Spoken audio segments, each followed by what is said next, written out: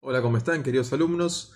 En el video de hoy vamos a tratar sobre la Sagrada Escritura, Dios habla en lenguaje humano, en la unidad número 4 del cuadernillo, página 47. La Sagrada Escritura, primero, ¿qué es? Recuerden que habíamos dicho en otro video que la Sagrada Escritura es la tradición puesta por escrito. Por lo tanto, tenemos que considerar allí una forma de revelación especial de Dios, que se da a través a través de la tradición y que nos llega a nuestras manos a partir de la escritura de la misma revelación. La gran pregunta que uno puede hacerse es ¿por qué se escribió la Biblia? ¿No? ¿Cuál es el motivo? Podemos decir que motivos históricos, de hecho, hay uno y es importante, y es sencillamente por la memoria, ¿no? Porque esto que se pasaba de boca en boca, que era una tradición que se daba de mano en mano, como sugiere el sustantivo, en realidad después se comienza a perder o a deteriorar por la pérdida de la memoria y de la tradición. Porque, seamos realistas, muchas de las cosas que pasan de boca en boca, de generación en generación en nuestras familias, por ejemplo, van perdiendo su color porque en realidad pierden su practicidad. No se viven como antes y solamente se recuerdan como algo que hacía el abuelo o la bisabuela o quien sea. Entonces se va perdiendo en realidad toda esa riqueza. Porque van muriendo las personas que sí lo vivían y que lo ponían en práctica. Ahora, la Sagrada Escritura, con ella sucede algo muy parecido. Se pone por escrito la tradición, que es lo que se decía en boca, lo que se contaba, porque las personas que lo estaban contando estaban muriendo. O mejor dicho, en especial con los evangelios sucede así, de que aquellos evangelistas que habían tenido contacto directo con Cristo, o con las primeras comunidades apostólicas, es decir, las comunidades fundadas por los apóstoles, entonces tenían contacto con los apóstoles, esos primeros escritos de los evangelios se hacen de esta manera, se escriben, por lo tanto, porque ellos comienzan a morir. Y si muere en realidad la fuente, ¿a quién le vamos a preguntar? Por eso, la forma escrita de la Biblia es entonces una tradición que se puso por escrito por una causa histórica, material, muy sencilla. La gente que conocía acerca de estas verdades estaba falleciendo. Y al ponerlas por escritas, estas personas no eran dejadas en su soledad por Dios, sino que Dios las asistía. Es lo que nosotros llamamos la sagrada inspiración o la santa inspiración. Recordamos que el Espíritu Santo es enviado por Dios para inspirar a estos personajes que han escrito la Biblia o a aquellas comunidades que han escrito algún libro de la Biblia. Porque, dicho sea de paso, muchas veces no encontramos un autor sino una escuela o una comunidad, ¿no? Por ejemplo, los evangelios, según los exégetas contemporáneos, que se dedican más que nada a la crítica histórica de los mismos, sugieren que fueron escritos por comunidades, es decir, que las comunidades pusieron diversos fragmentos, como por decir de una manera, diversas páginas escritas por una determinada persona, después otras por otra, las pusieron juntas. Y en todo ello sí incurrió siempre la inspiración. Por eso decimos que son santas esas páginas. Y también es santo el libro que de ellas se compone.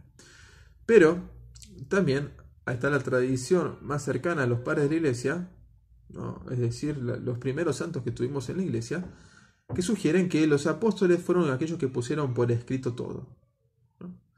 Y que como tuvieron contacto con Cristo, lo que dicen ellos es de primera mano, no es una comunidad, sino en realidad son los apóstoles, los discípulos. Bien, vamos a la introducción. La introducción dice: Dios se revela a través de obras y palabras. Esta revelación, como hemos estudiado, se transmite en dos expresiones complementarias: tradición y escritura. El proceso de formación de las escrituras es lento: experiencia, memoria histórica, de transmisión oral y escrita. La escritura en realidad exquisita del proceso de transmisión de la revelación merece un párrafo aparte. En efecto, el carisma de la inspiración está orientado básicamente a consignar por escrito la revelación. No está en orden directo al conocimiento del hagiógrafo, sino la transmisión escrita de él, debe hacer a los demás. Inspiración y revelación son dos carismas distintos, pero ligados entre sí sucesivamente. A ver, en otra palabra, lo que nos dice aquí el texto es que la inspiración es un tipo de carisma. Carisma es una gracia que otorga Dios por medio del Espíritu Santo para una determinada persona. En este caso hablamos de los hagiógrafos. Hagiógrafos viene del griego, hagios significa santo. Y grafos, bueno, ustedes ya saben, es escribir, el escritor, un escritor santo. El escritor santo, por lo tanto, es asistido por el Espíritu Santo para poner en palabras escritas aquello que él conoce de manera hablada, ¿no? Como decíamos antes, aquello que le fue transmitido. Ahora, este hagiógrafo también, como decíamos antes, tuvo contacto directo con la fuente. Aquí nos referimos al Nuevo Testamento y a Jesús explícitamente.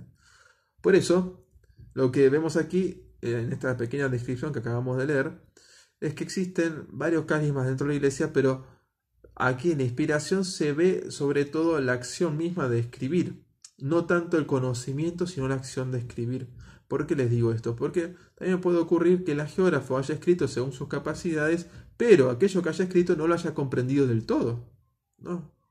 Escribió algo sin comprenderlo del todo, porque primero principal, porque sobre lo que escribiera, estamos hablando aquí, era un misterio, es un misterio.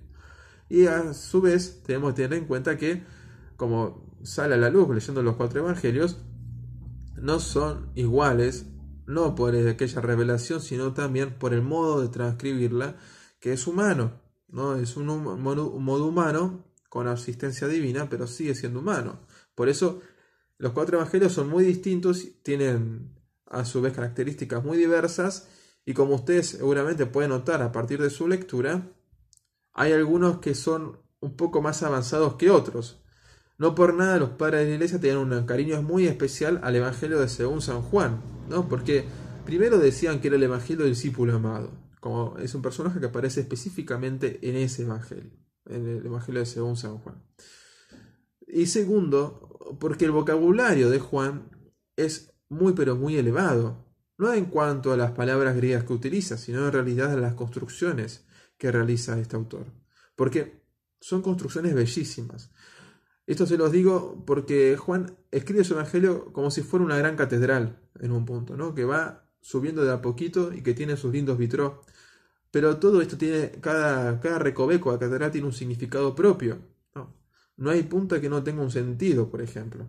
No hay color que no tenga un sentido en un icono. Lo mismo pasa con el evangelio de Juan. Cada palabrita que se utiliza allí tiene un significado y también está en relación con otra que se dijo anteriormente o con la que se va a decir. El evangelio de Juan es una unidad bellísima. Entonces los padres de la iglesia decían este evangelista es superior a los demás y de hecho se lo representa con un águila, ¿no? Los tetramorfos, que son las imágenes que se dedican a cada uno de los evangelistas, que son las 4 imágenes, representan en un punto la apreciación de los mismos padres de la iglesia de la antigüedad cristiana acerca de los evangelistas. A Juan se le dibuja con un águila por las alas que vuela muy alto, ¿no? Por este motivo se ve que a su vez, más allá de la revelación que ha tenido cada uno de ellos para poder escribir y de la asistencia por la inspiración, se ve también que estos libros tienen un cierto tono humano y el tono humano se lo da aquel escritor, el hagiógrafo, ¿no? No es que Dios utilizó máquinas de escribir humanas, nada que ver, sino que en realidad se sirvió de sus facultades, de sus capacidades para llevar adelante esta gran bestial, ¿no? Vamos a seguir con el cuadernillo, inspiración y verdad, punto número 2. La inspiración, la misión del Espíritu Santo en el Antiguo Testamento es tanto para hablar como para actuar. Es el Espíritu el que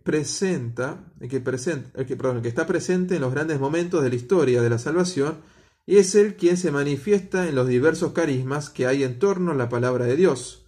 Así el Espíritu actúa y habla en los grandes personajes y en el Mesías.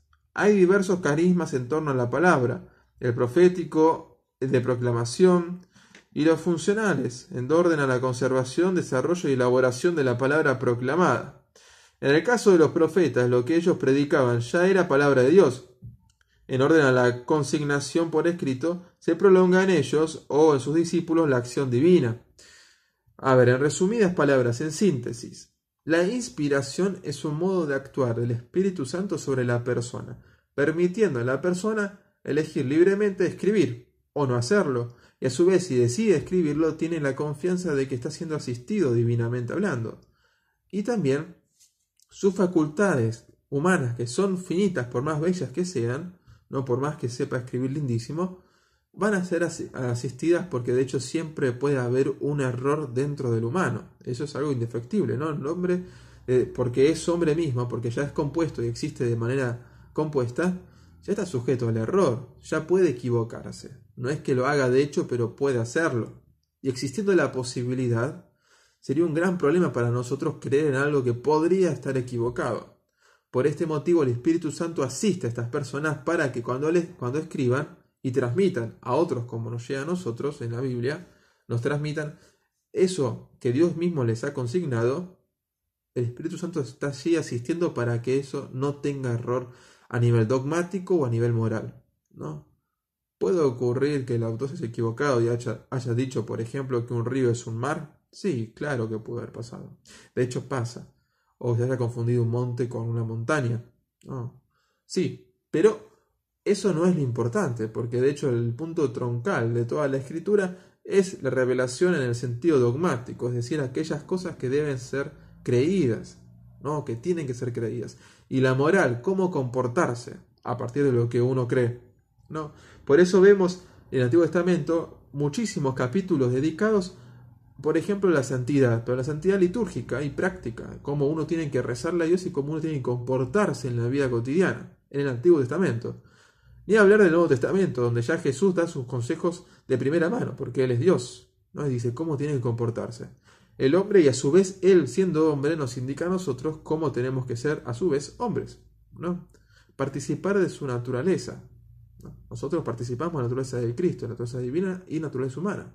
Después vamos a entrar en eso último, que es un poco más complicado de explicar. Bien, después tenemos la verdad. Algo interesante es recordar qué es la verdad. La verdad, cuando hablamos de ella, tenemos que significar directamente a Dios. Él es la verdad, ¿no? La verdad con mayúsculas si uno quiere decirlo de esta manera. Pero en el camino hacia la verdad encontramos sinceramente muchas opiniones, ¿no? Esto no, ya nos salimos un poco del ámbito de la escritura y entramos en el ámbito cotidiano de lo, vamos a decir, no sé, el ámbito inclusive universitario, de la vida cotidiana, cuando uno opina sobre un tema. Y la opinión, en realidad, siempre busca estar sujeta a la verdad, porque todos queremos estar en lo cierto y nadie quiere estar equivocado. Es algo natural que de hecho Aristóteles ilustra diciendo: a nadie le gusta que le mientan, menos aún a nosotros nos va a gustar ser engañados por nuestras mismas palabras, ¿no? O por nuestros pensamientos, es decir, equivocarnos, el error. El hombre huye de eso, al hombre no le gusta el error. Ahora, esto último es importante porque está injerto en lo más íntimo del corazón de la persona, y es la búsqueda por la verdad, escapando de todo tipo de error. Y la búsqueda por la verdad en realidad también es un camino de santidad. Porque si ustedes se ponen a pensar, el hombre desde que tiene conciencia de lo que es verdadero y de lo que es erróneo o falso. De hecho, muchísimas cosas parecen verdaderas y después no lo son.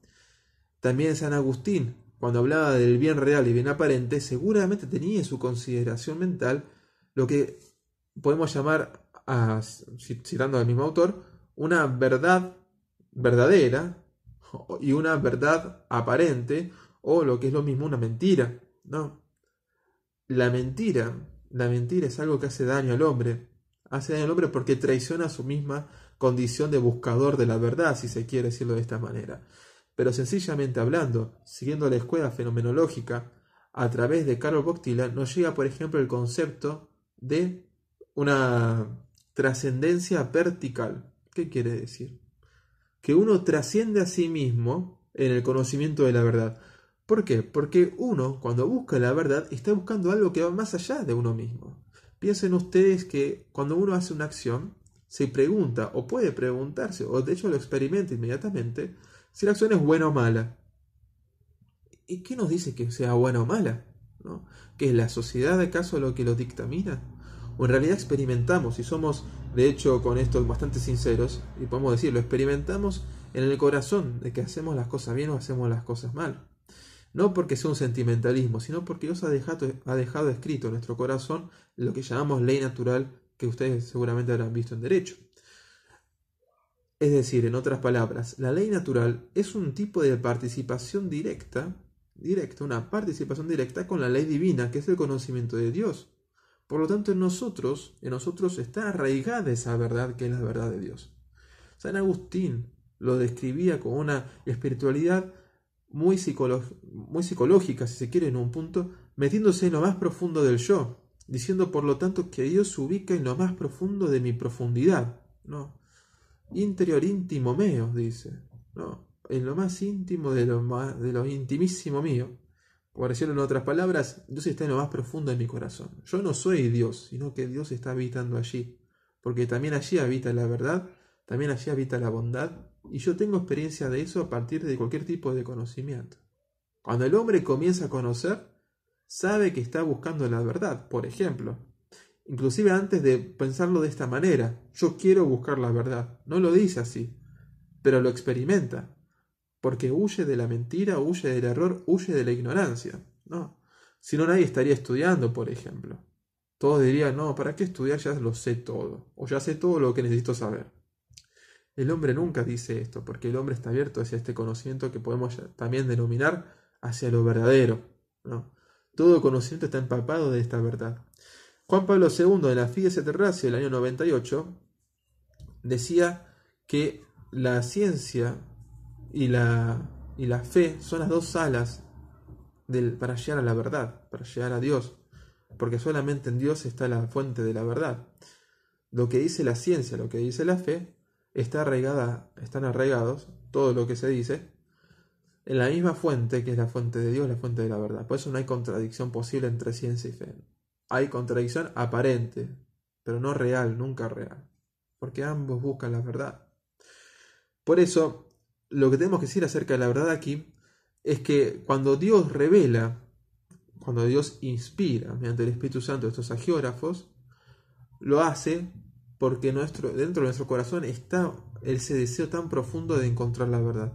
Y de hecho de esta manera tenemos certeza de que aquello que está escrito en la Sagrada Escritura es verdadero. No hay ningún tipo de falsedad a nivel dogmático o moral. Y por lo tanto es un libro para creer, es un libro para vivir. No es un libro para hacer ciencia en el sentido moderno, ¿no? Más en el sentido de Comte, no en el positivismo. No es para hacer ciencia en ese sentido, no. Así nos morimos de hambre, si se quiere decir de alguna manera, porque, como repetía antes, encontramos dentro de la Biblia errores geográficos, errores históricos, pero bueno, lo que no encontramos allí son errores dogmáticos y errores morales. Entonces, la verdad es verdad en esto, ¿no? En cuanto a que sale de Dios, que es Dios mismo que habla de sí, y sobre todo esta experiencia de Dios que habla de sí la vamos a tener con Jesucristo, que es el punto central de los evangelios y de todo el Nuevo Testamento. Y si uno quiere, siguiendo la lectura analógica de los padres de la Iglesia, también Jesús es el punto central de todo el Antiguo Testamento. Desde que el primer libro dice, en el principio, ¿no? En el principio ya está hablando de Cristo, que está justamente en el principio. Si tenemos que hablar acerca de la canonicidad, tenemos que referir, como dice en el cuadernillo, la palabra canonicidad significa caña o vara de medir. Después de los siglos III y VI, pasó a designar la lista de los libros inspirados por Dios y aceptados como tales por la Iglesia, en los que se contiene la regla de la fe. Llamamos canonicidad, pues, a la aceptación oficial por parte de la Iglesia del carácter inspirado de un libro. Desde antiguo, como en el caso de Eusebio Cesarea, se distinguieron dos tipos de libros, los aceptados por todos desde el principio, sin ninguna discusión, llamados homologumenoi, y los controvertidos, o también designados como amphibalomenoi, que son los discutidos. Estas dos categorías de libros posteriormente fueron designados por Sixto de Siena como protocanónicos y deuterocanónicos. Hay libros que fueron desde siempre admitidos y otros que más tardíamente. Un caso interesante es el libro del Cantar de los Cantares, algunos capítulos de Daniel, por ejemplo. ¿Y por qué la gran pregunta? Si ustedes saben, seguramente ya lo saben, el Antiguo Testamento fue escrito en hebreo, ¿no? Entonces la canonicidad allí rige también por la lengua que se utiliza. Si encontramos un libro escrito en otro idioma, decimos, esto no es de acá, ¿no? No es canon, no es canónico, no es canon. Canon, recuerden, la vara para medir la fe. Esto no es canónico. Lo mismo pasa con el Nuevo Testamento. Si encontraríamos el día de mañana un texto en latín, diríamos esto no es canónico. El Nuevo Testamento fue escrito en griego.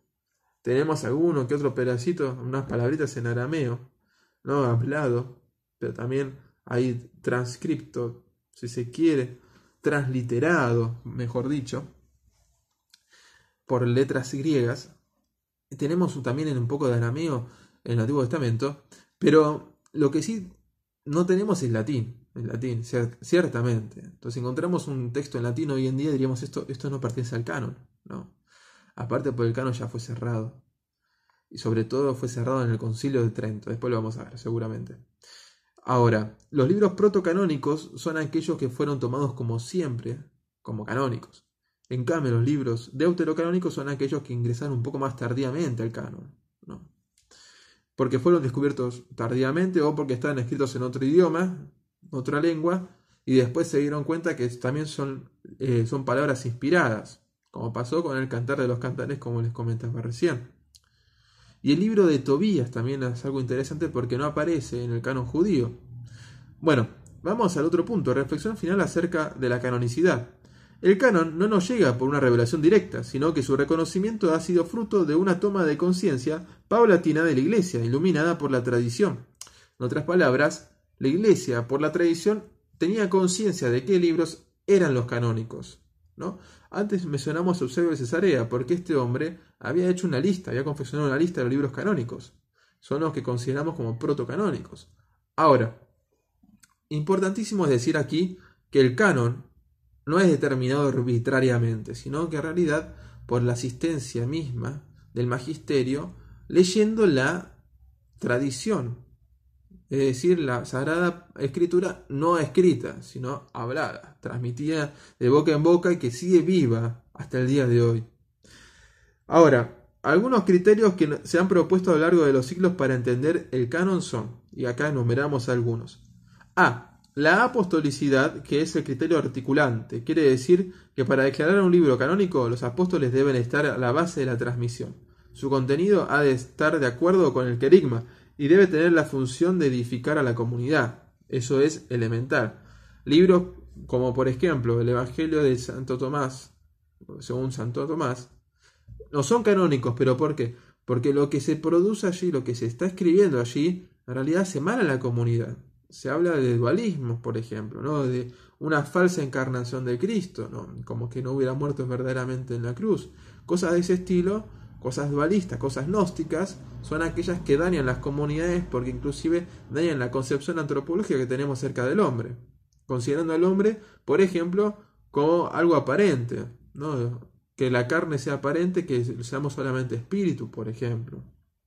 Cosas que si uno quiere pueden buscar su filo roso a partir de Platón, de Plotino, y entran después con el gnosticismo cuando se quería cerrar el canon del Nuevo Testamento.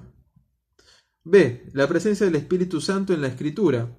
Esto es que la última fundamentación de la normatividad de las Escrituras es la autoridad del Señor Jesús, manifestada por su Espíritu. Es el reconocimiento de la inspiración de un libro de lo que lo hace normativo. No es la Iglesia la que decide, ella reconoce, ¿no? Importante remarcar esto.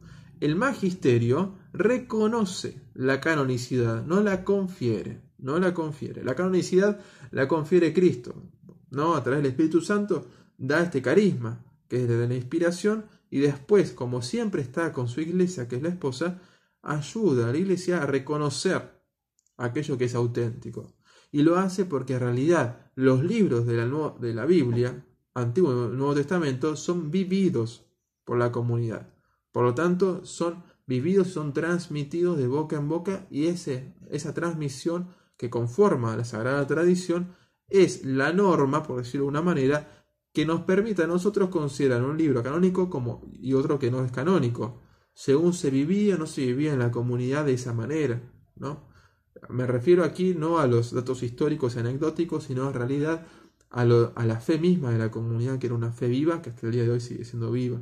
Pensemos que las comunidades de aquel momento siguen vivas hoy en día.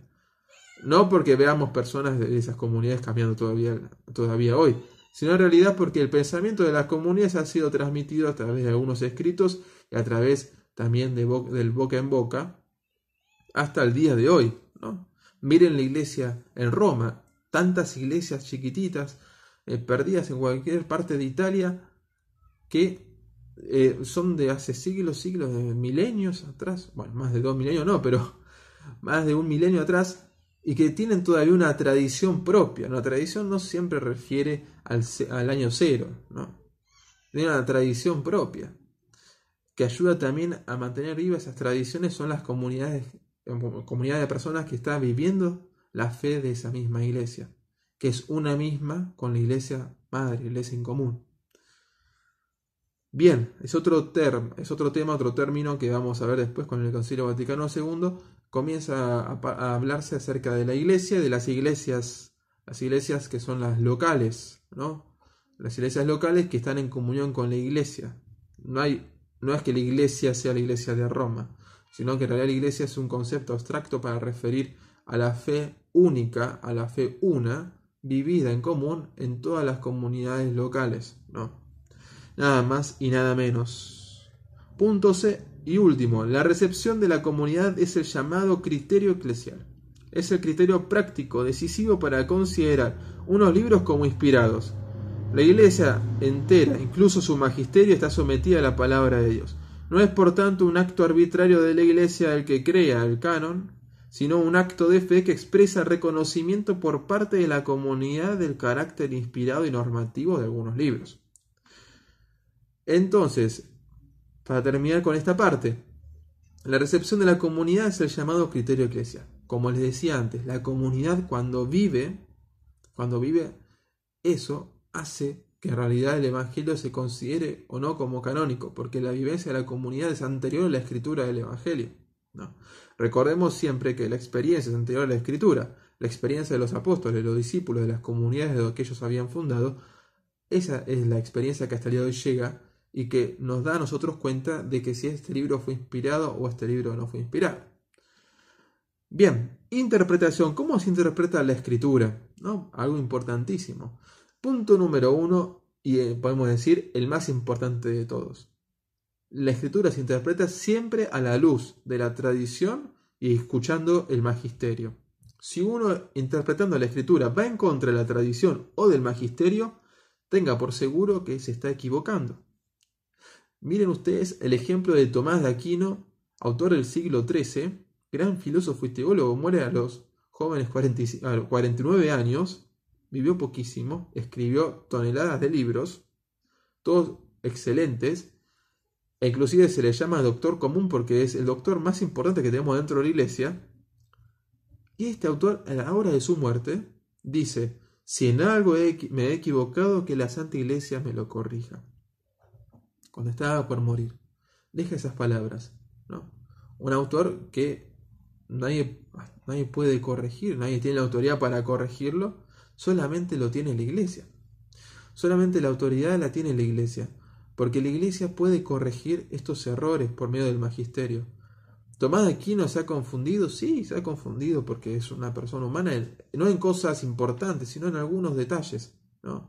Respecto a la tradición, que al día de hoy sabemos, por ejemplo, que fue una confusión de aquella época, ¿no? No le echamos la culpa al santo por su bajo coeficiente intelectual, que de hecho era altísimo. No creo que exista persona así de grande como Tomás de Aquino el día de hoy. Pero lo que decimos generalmente es que la circunstancia histórica en la cual vivió no le permitió a veces la consideración de tal dogma que al día de hoy tenemos. Por ejemplo, la Inmaculada Concepción de María. Tomás de Aquino, grandísimo santo, no lo comprendió. Él decía que la María nació con pecado original, afirmaba este gran santo doctor. Eso lo pueden leer tranquilamente en el comentario al Ave María que realiza Tomás de Aquino, y ya es al final de su vida, es decir, que es un escrito tardío, no es un escrito de juventud. Sin embargo, si hubiera estado vivo en el momento de la proclamación del dogma, que es bastante reciente, nunca hubiera dicho: no, yo estoy en contra de esto, no, porque él agacha la cabeza y dice: si lo dice la iglesia es así, y él corregiría ahí sus escritos, no tendría ningún problema, Porque el magisterio lo está estipulando de esta manera leyendo la tradición y el magisterio tiene una autoridad concedida por el mismo Cristo. Por eso es importantísimo, hablando de otra cosa también, por eso es importantísima la sucesión petrina, es decir, que nuestro Papa sea sucesor de Pedro. Es una cadena que nunca se cortó, ¿no? Que por ejemplo la Iglesia anglicana sí se ha cortado. Y los obispos que tienen ellos no son obispos verdaderos sucesores de Pedro, porque se ha roto la transmisión de la sucesión petrina allí. Y por ejemplo no son verdaderos sacerdotes, no son verdaderos obispos. De hecho, si ustedes estudian la vida de Newman, grandísimo escritor de la Iglesia Católica, él era obispo anglicano y después se pasa de la Iglesia Católica al ver en los escritos de los padres de la Iglesia un gran amor por la Iglesia, por nuestra Iglesia. ¿Y qué hace este hombre? Dice, tienen razón, agacha la cabeza y viene hacia nosotros y tiene que recibir de vuelta los sacramentos porque nunca había recibido correctamente el orden sagrado por la falta de sucesión petrina. Nosotros, en cambio, tenemos ese gran don que es la interpretación a partir de la boca del sucesor de Pedro, ¿no? El que estaba al lado de Cristo, a quien Cristo decidió poner como piedra. Ahora, lo primero era eso, interpretación de la Escritura siempre en consonancia, primero con la misma Escritura, con la tradición y con el magisterio, las tres patas de nuestra fe, por decirlo de alguna manera. Bien. 4.1. Presupuestos de la interpretación bíblica. Los presupuestos de una buena hermenéutica fueron ya apareciendo anteriormente expuestos. Aquí solo los enumeramos. 1. La escritura es la memoria escrita de la revelación. Ya lo explicamos. La escritura es el libro del pueblo de Dios. La escritura es única y múltiple a la vez, a pesar de la diversidad, su autor es el mismo. Su contenido es la misma historia de salvación y su finalidad es comunicarnos la vida divina. Clarísimo. ¿Para qué está la Escritura? ¿Para qué está la Biblia? Para comunicarnos la vida divina, para decirnos cómo tenemos que vivir para gozar de aquello que se describe allí mismo. 4. La Escritura es relativa, solo el misterio de Dios es absoluto. Es viva y actual para todas las generaciones, por eso el texto debe estar abierto a nuevas interpretaciones y es dinámica porque su comprensión puede crecer y madurar. Y de hecho, a lo largo de la vida de la Iglesia hemos visto cómo el magisterio ha desarrollado justamente su carácter de magisterio, su carisma de magisterio, y ha podido explicarnos la Escritura de una manera cada vez más profunda, ¿no? Somos como enanos parados en hombros de gigantes. Gigantes por lo santo que eran, esos grandes hombres que hemos tenido en nuestra Iglesia, y enanos nosotros, porque somos pequeñitos al lado de ellos, pero estamos en un punto mirando más allá de la mirada de estos mismos gigantes, ¿no? Vemos un poquito más, ¿no? Pero estamos parados sobre ellos. La interpretación es dinámica, pero lo dinámico no implica una corrección. Lo que fue dicho por el magisterio de carácter en un punto, cuando habla ex cátedra, por ejemplo, el Papa, que es inefable, no tiene error porque está asistido por el Espíritu Santo, cuando habla ex cátedra, es decir, que es una fórmula que el Papa dice, en este momento voy a hablar o voy a ejercer mi ministerio petrino para hablar ex cátedra y todo lo demás, que utiliza para la promulgación de un dogma, en ese momento asistido por el Espíritu Santo y no hay equivocación. Entonces, un papa que le suceda no puede decir lo contrario a eso, no lo va a decir nunca, porque está yendo en contra de un dato en un punto, no es revelado, pero es un dato ilustrador de nuestra fe, nuestra vida dentro de la tradición de la Iglesia. Bien, importantísimo, tener en cuenta que la Biblia es palabra humana, y como palabra humana no puede transmitir de modo absoluto el misterio de Dios, ¿no? Por eso tenemos primero tantos libros. Si la Escritura hubiera sido perfecta y hubiera transmitido de modo absoluto la esencia divina, no tendríamos tantos libros dentro de la Biblia, primero. Porque la pluralidad lo que está demostrando es la incapacidad lingüística para transmitir los misterios grandes y tan altos de nuestra fe. Que existan, por ejemplo, ya 4 evangelios para hablar sobre la misma persona que es Cristo, ya es un dato, ¿no? Para decirnos, es imposible encerrar todo el misterio de Cristo en un evangelio, y tampoco lo podemos encerrar en los 4. Por eso está la tradición. Allí tampoco se encierra el misterio de Cristo, pero es más amplia que esos 4 evangelios, ¿no? Ahora, es palabra humana, no transmite de modo absoluto, es decir, de modo único que con lo que se dice así ya se entiende perfectamente quién es Dios, sino que es palabra humana, es relativa al tiempo en que fue escrita, por ejemplo. De hecho, nos ayuda muchísimo a veces conocer los aspectos históricos de un cierto relato que aparece en la escritura para saber a qué se refiere con determinadas cosas y así comprender también un poco mejor el carácter mistérico que está transmitido a través de esas palabras. Bien, vamos más adelante. La Biblia también es palabra divina. Así como Cristo tiene 2 naturalezas, la Biblia también, podemos decir, es palabra humana y es palabra divina. Es palabra divina porque es Dios quien transmite. Recordemos siempre esto, Dios es el autor de la Biblia. Dios es el autor de la Biblia. Porque la inspiración es un modo de asistir a la escritura, pero lo que se está allí escribiendo es la revelación, es lo que Dios mismo ha revelado. Por lo tanto, Dios es el autor de la Biblia en un sentido, no sentido amplio, sino sentido estrictamente, hablando ya aquí de causa primera. No, quien causa en realidad la Biblia es Dios. Ahora, ¿qué hace el hombre? La escribe, la transmite en palabras humanas. Así como Cristo es Dios que se ha encarnado y ha tomado para sí la naturaleza humana, es una forma sensible para que nosotros podamos percibirlo, lo mismo pasa con la escritura. Es el conocimiento acerca de Dios, se transmite a través de algo que es tangible, ¿no? Que es la escritura, el papel, la letra, todo ello, e inclusive la tradición que siendo hablada también se transmite de cierta manera material, porque el habla, ¿no? Es una cierta vibración del aire y también podemos decir que allí también se da inspiración, ¿no? Bueno, dejemos ese punto de lado que es un poco más controversial.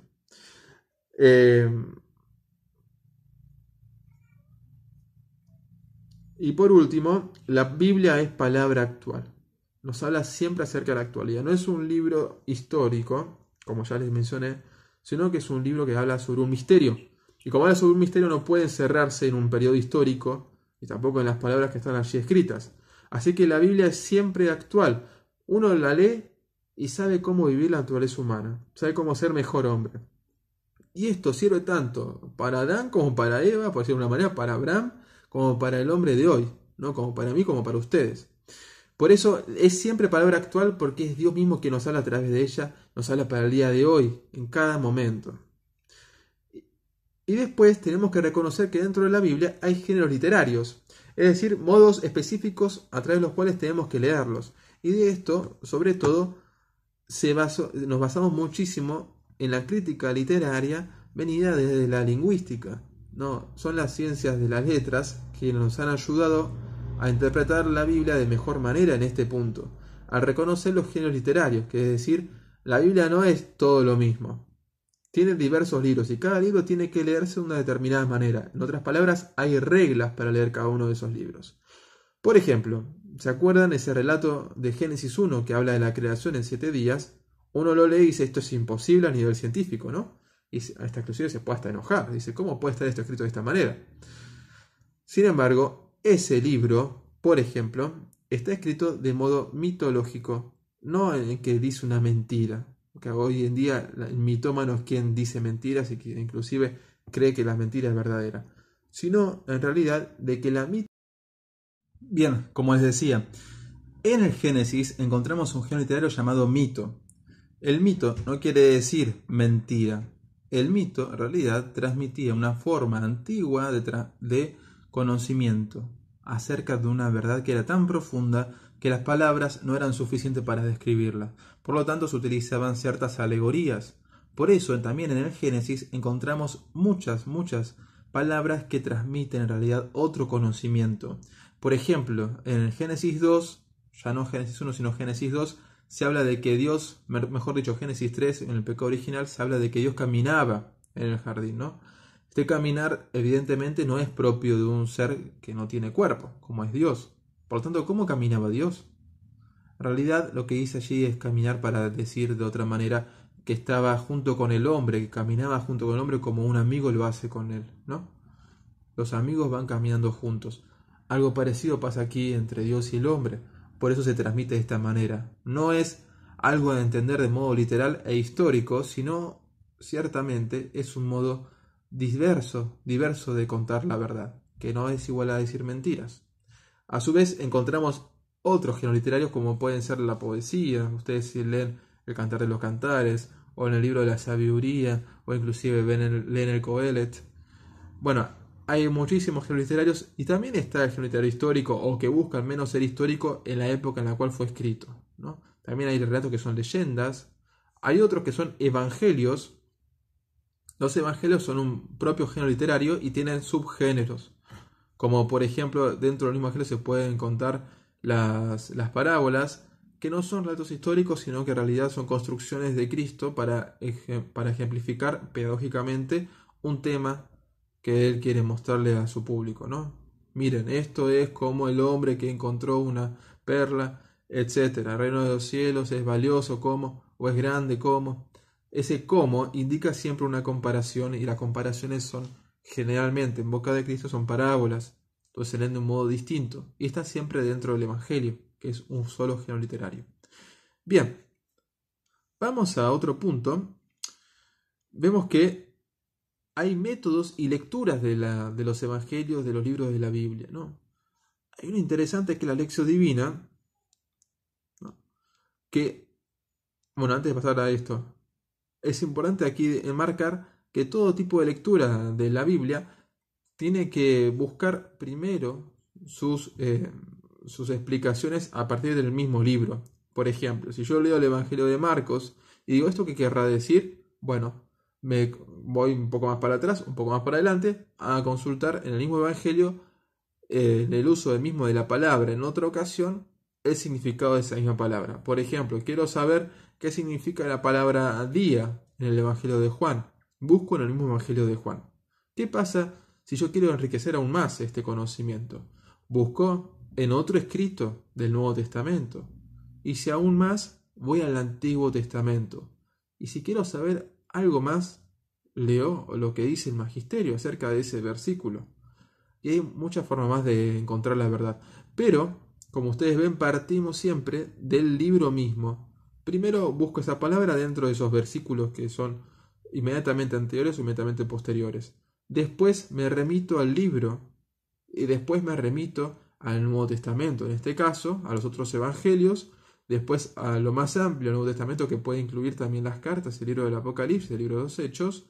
Después voy hacia el Antiguo Testamento, que me habla siempre de Cristo, por lo tanto siempre voy a encontrar un tipo de hilo roso, de filo roso, y después me remito a la tradición y al magisterio, ¿no? Que me pueden ayudar ciertamente, a lo que dicen los padres de la iglesia sobre todo, ¿no? Y por último, puedo leer alguno que otro estudio de la actualidad sobre eso. No es que leyendo el estudio voy a saber más, voy a saber más a nivel, si se quiere, científico, pero no voy a saber más a nivel espiritual. Hay que hacer todo este caminito para poder encontrar el verdadero sentido. Que algunos autores me lo pueden dar servido en bandeja en un libro es otra cosa, ¿no? Pero tenemos que hacer este camino porque este camino también incluye un esfuerzo intelectual que después va a tener sus frutos si lo hacemos de manera propia. Cada uno por su cuenta va haciendo este caminito. Recuerden siempre que el camino pasa por el magisterio porque de hecho para no confundirnos el magisterio está allí dándonos la vara de la verdad, que es el canon, como decíamos antes, el significado etimológico de la palabra, el canon, la vara, pero también dándonos el canon o la vara de la verdad al saber si nuestra interpretación es correcta o no, de acuerdo a la interpretación que ha realizado el mismo magisterio sobre la tradición y las sagradas escrituras. Si nosotros vamos en contra del magisterio, tenemos que tener por seguro, como dije antes, que estamos equivocándonos en esa interpretación. Bien, métodos y lecturas, método diacrónico o histórico crítico, el texto se ve como proceso, desarrollo, hay una referencia a elementos textuales y extratextuales, fundamentalmente la historia. Y el método sincrónico estructuralista, el texto es considerado como un producto ya terminado y acabado, la referencia se concentra solo en los elementos textuales. El segundo, en un punto, es el que ha realizado la mayoría de los santos. El primero, el método histórico crítico, es un poco más tardío, en realidad es contemporáneo, tiene poco, debe tener un ciclo, no lo sé con certeza ahora en qué año fue establecido como tal, pero si no me equivoco fue hace poquito. Bueno, ustedes saben que un siglo en la iglesia es poco. Una iglesia tiene más de 2000 años. Bueno, pero a lo que voy es que el segundo de los métodos es averiguar qué dice el texto a partir del texto mismo y también a partir de los comentarios contemporáneos al texto, o casi contemporáneos, mejor dicho, que es el mismo uso que ha dado la iglesia y después los padres de la iglesia. Por lo tanto, tenemos una experiencia muy cercana al texto que nos dice cómo se interpreta el texto en el siglo inmediatamente posterior en el cual fue escrito, por ejemplo, o décadas después. Y eso es muy, pero muy valioso. De hecho, el método histórico crítico, si bien se basa en escritos que son coetáneos a los evangelios, por ejemplo, en este caso, también lee lo que dicen las comunidades cristianas en aquel momento. Lo que pasa es que no se mete mucho en la fe vivida, que es en realidad lo más importante dentro de la lectura de los evangelios y de la Biblia en general. Es la fe que es transmitida a partir de esos libros, el centro o el corazón de todo. Bueno, luego van a ver que dentro de la lectura de la Biblia, como remitía antes al inicio del video, encontramos la Lección Divina, que es un modo de leerlo muy particular, que es en realidad un modo de rezar la Biblia, ¿no? Orar con la palabra de Dios es importantísimo porque entramos en un diálogo, es un diálogo ciertamente. Nosotros le preguntamos a Dios qué nos dice y vamos escuchando su palabra. Y después buscamos interpretar esa palabra de Dios y después rezamos. Y eso que rezamos lo llevamos a la vida en una práctica concreta. Esto que acabo de comentarles es una lección divina. Tiene muchas, pero muchas formas de hacerse, ciertamente, con muchas preguntas guía, y ustedes si buscan en internet van a encontrar muchísimas formas. Pero lo que es elemental en la lección divina es el qué me dice Dios, es preguntarle al texto, hacerle preguntas al texto, es entrar en diálogo con Dios porque estamos seguros de que aquello que leemos es palabra de Dios, y por eso la lección divina es una forma también de santificación del hombre. Es como un mejor dicho, es un sacramental. Sacramental es como un sacramento, no es un sacramento, pero es un sacramental, ¿no? Es una forma de santificación del hombre que Dios mismo le otorga a la persona. Porque allí Dios da su palabra. El hombre pregunta, ¿qué decís Dios aquí? Dios contesta a partir de la lectura de la palabra de Dios y después nosotros buscamos responder a Dios, ¿no? Le respondemos con una oración, respondemos con nuestras vidas, respondemos a través de un cambio. Eso de allí es el producto de la lección divina. Es el verdadero producto de la lección divina. Bueno, dejamos aquí porque después viene la conclusión que se las dejo a ustedes mismos para que la piensen y después pongamos en común. Y pasaríamos más adelante en la fe, la respuesta del hombre a Dios. Bueno, hasta luego.